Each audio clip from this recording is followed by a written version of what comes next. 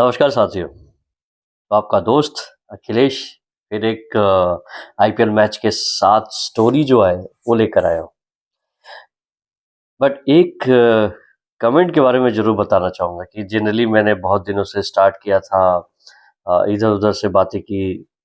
But यार कल ना एक फीडबैक आया कि सर आप आईपीएल मैच के एनालिसिस क्यों नहीं करते? आप एनालिसिस कीजिए और उसके लाइव आइए। बट दोस्त मैंने उसको कहा कि मैं लाइव नहीं आ सकता यार, क्योंकि टाइम मेरे पास है नहीं। और जो भी मैचेस देखता हूँ बहुत ही मुश्किल से अपने टाइम को निकाल कर जनरली करता हूँ, इसलिए उतना मुश्किल है मेरे लिए। बट छोड़िए, and but thank you to that जिन्होंने कमेंट दिया था मुझे। और मैं कमेंट पढ़ता हूँ, इक्का दुक्का कमेंट आ जाते हैं तो उससे क्या होता है कि बहुत मोटिवेशन मिलता है, क्योंकि मैं बहुत कभी-कभी लो फील करता हूँ कि मैं करूँ या ना करूँ, ये टाइम वेस्ट है या मैं अच्छा कर रहा हूँ, कभी-कभी डाउट हो जाती है। लेकिन दोस्त यही है ना, 2-4 कमेंट आपके सब्सक्राइब कर लेते हैं, 2 कमेंट मैं डेली शाम को, रात को पोस्ट करने के बाद सुबह उठता हूँ, देखता हूँ कि यार कुछ कोई सब्सक्राइबर बढ़े या ना बढ़े। तो जो सब्सक्राइबर बढ़ते हैं और जो कमेंट और लाइक आता है ना, उससे इम्प्रेशन कहते हैं कि एक मोटिवेशन बढ़ती है। तो चलिए बहरहाल बाकी बहुत सारे मैचेस हो चुके हैं। पॉइंट्स टेबल अभी देख लेते हैं कि पॉइंट्स टेबल में क्या चल रहा है। तो कल के मैच के बाद दिल्ली कैपिटल 3 जीत चुकी है, सबसे ऊपर है 6 पॉइंट्स के साथ। 1.25 का नेट रन रेट है। गुजरात टाइटंस कल के मैच जीतने के बाद 4 मैचों में 3 है और 1 हार है, तो सेकंड नंबर पे। रॉयल चैलेंजर्स बैंगलोर, अभी इनके 3 मैचेस हुए हैं, 2 जीते हैं, 1 हारे हैं, 4 पॉइंट्स 1.149। तो अभी तक जो एक टीम आउटस्टैंडिंग दिखी है, बट पहले तो हम ये सोचते थे कि दिल्ली कैपिटल्स कहीं की नहीं है। मेरी मेरी पर्सनल फेवरेट टीम है, तो आज मैं बता दूं दोस्तों, यदि दिल्ली कैपिटल है तो मेरे सब्सक्राइबर प्लीज़ आप उनको सपोर्ट कीजिए। बट ये टीम जो है ना मिक्स थी। मुझे कभी महसूस ही नहीं है कि इसमें कोई बड़े प्लेयर्स हैं और जीत जाएगी। इसमें ऋषभ पंत भी नहीं है इस बार। तो Akshar Patel out of the box captain बन के आए और they are doing very well, fantastic. और मज़ा आ गया अक्षर पटेल का एक ग्रोथ देख के। हमेशा से हमें लगा है कि हाँ, बहुत प्यारा एक एक बंदा जो है गुजरात का। He looks very simple. वो कभी भी, तो हम सभी मजाक करते हैं कि यार तू इंग्लिश बोलता नहीं, ये नहीं है, वो नहीं है। तो चलिए बहरहाल कल का मैच ये था कि गुजरात टाइटंस और एसआरएच के बीच में मैच हुआ, और ये मैच हैदराबाद में हुआ। तो कल का जो मैच था वो था एसआरएच और गुजरात टाइटंस के बीच में। और गुजरात टाइटन एक ऐसी टीम लग रही है कि मतलब सब कुछ अच्छा ही चल रहा है।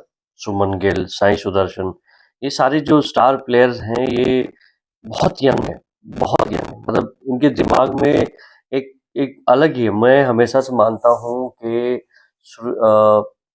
श्रेयस अय्यर और जो सुमन गिल हैं, श्रेयस अय्यर इज बहुत दिनों से फॉर्मेट में हैं, बट उनकी जो 6 hitting abilities at middle overs, fantastic. बस एक सुमन गिल है जो हम अभी भी प्रिंस कहते हैं, प्रिंस ऑफ इंडिया। जैसे किंग कहते हैं कोहली को, तो उसी तरह हम प्रिंस कहते हैं सुमन को। सुमन ने कल अपना मैच दिखाया, अच्छी कप्तानी की। तो कल जैसे ही मैच टॉस जीता, टॉस जीतने के बाद गुजरात टाइटंस ने सनराइजर हैदराबाद को कहा कि आप बैटिंग कीजिए। बैटिंग करने के बाद सबसे पहले तो उनकी जो ओपनिंग थी बहुत गंदी थी। मतलब जो डीएसपी सिराज है, पता नहीं गुजरात आरसीबी वाले कह रहे होंगे भाई भाई, कभी भी हमारे तरफ से कभी भी आप लोगों ने मैच ऐसे नहीं खेला जितना कि डीएसपी सिराज चल रहे हैं। आउट ऑफ द फॉर्म से सिल्वर में फॉर्म में आ गए हैं। रोहित शर्मा को भी याद आ गया होगा कि यार इसी बंदे को हमने कहा कि मिडिल ओवर में आउट ऑफ फॉर्म है, विकेट नहीं ले सकते, और आज सबको चुप करा रहा है।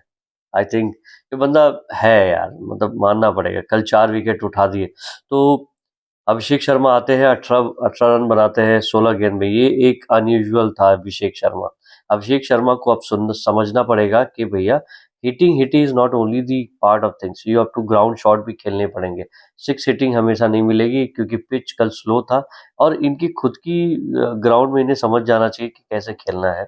उसके बाद हेड, हेड को पता नहीं, हेड ही गायब हो गया, मतलब अब ब्लैंक हेड कहते हैं ना कि खत्म हो चुका है, मतलब अब कुछ नहीं है उसके पास। तो हेड जो है 5 बॉल खेलते हैं, 2 चौके मारते हैं, उसके बाद आउट। सिराज ले बीतता है दोनों को।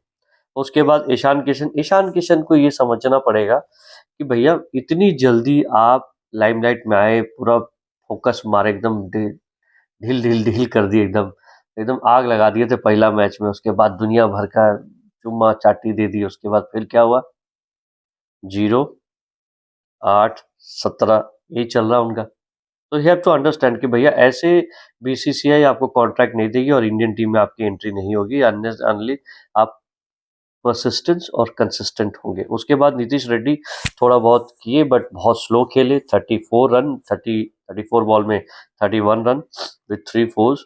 उसके क्लासन क्लासन एक ऐसा प्लेयर था जो कि हमें हमेशा भरोसा था कि क्लासन है जो कि लेके जाएगा, क्योंकि जब वो अपनी कंट्री के लिए खेलते हैं फैंटास्टिक। इसी तरह जैसे अपने पांड्या है, इंडिया के लिए खेलते तो पता नहीं उनमें कौन सा भूत घुस जाता है, लेकिन अपनी फ्रेंचाइजी के लिए खेलते तो वो फुस हो गए। तो क्लासन अभी आउट ऑफ फॉर्म चल रहे हैं। 19 बॉल 17 उनके स्टैंडर्ड से बाई फार बहुत लो है और एसआरएच को बहुत भरोसा था क्लासन के ऊपर। क्लासन उस तरह का प्लेयर है, लेकिन जिस दिन चलेगा वो चलेगा, लेकिन ऐसा ना हो कि चलने से पहले बहुत लेट हो जाए। लेट नहीं होना चाहिए।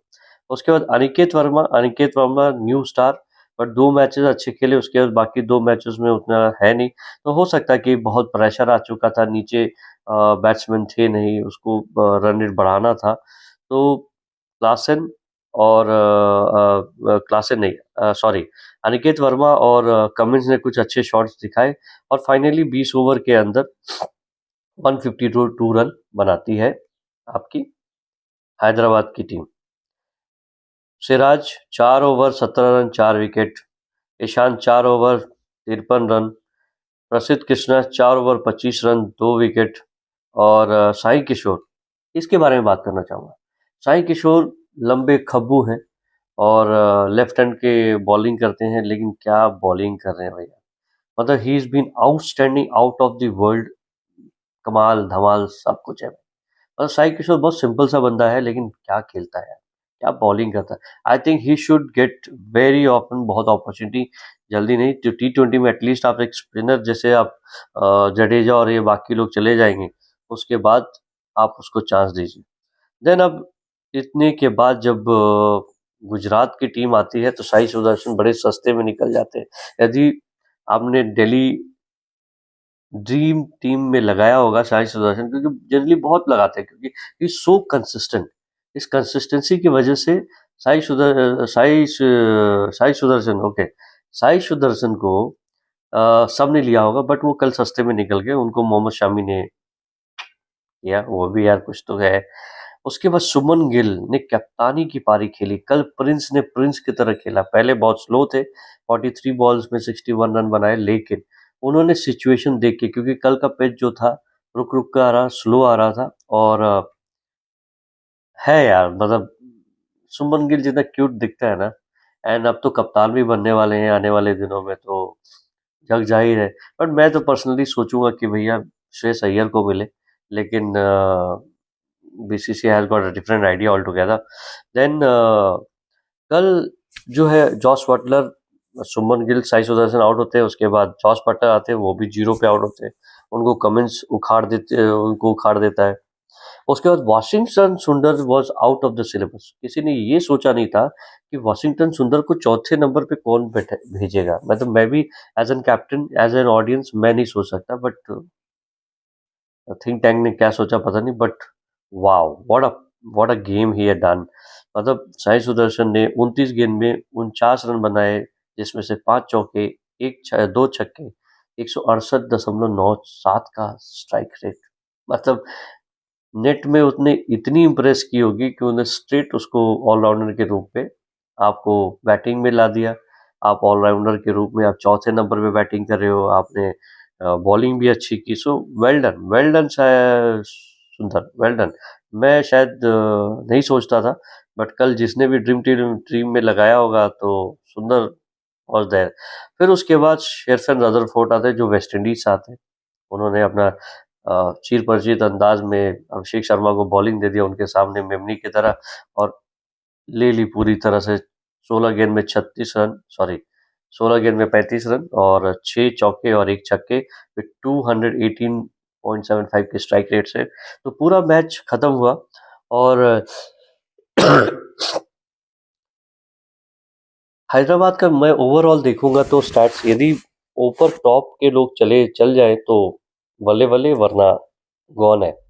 तो दोस्तों, अब एसआरएच को और कुछ नहीं, आने वाले जितने भी मैचेस हैं उसको जीतना पड़ेगा, अदरवाइज वो आउट ऑफ द सिलेबस हो जाएंगे, उनके बस का कुछ नहीं होगा। इस बार अभी भी लास्ट है और यदि मैच नहीं जीतना शुरू करते, मैं तो ये चाहता हूँ कि अब जो नीचे से जो टीमें हार रही हैं, अब मैं चाहता हूँ कि अब यहाँ से रिवर्स हो जाए, तो क्या और टूर्नामेंट में मजा आएगा, एक्साइटमेंट होगा। आज जो दिल्ली फर्स्ट पे है, कहीं लास्ट ना हो जाए, ऐसे करके मैं चाहता हूँ कि थोड़ा एक्साइटमेंट, मतलब कोई भी एक तरफा ना जीते। जैसे अभी दिल्ली 3 जीत चुकी है, तो 1 2 3 हारेगी तो कम से कम नीचे आएगी, तो वो एक एक्साइटमेंट होगा। तो आईपीएल में एक्साइटमेंट बने रहने के लिए मेरे साथ जुड़े रहिए। तो अच्छा अच्छा, आशा करता हूँ कि मेरा एनालिसिस आपको पसंद आएगा। तब तक के लिए सब्सक्राइब कीजिए, फॉलो कीजिए और लव यू।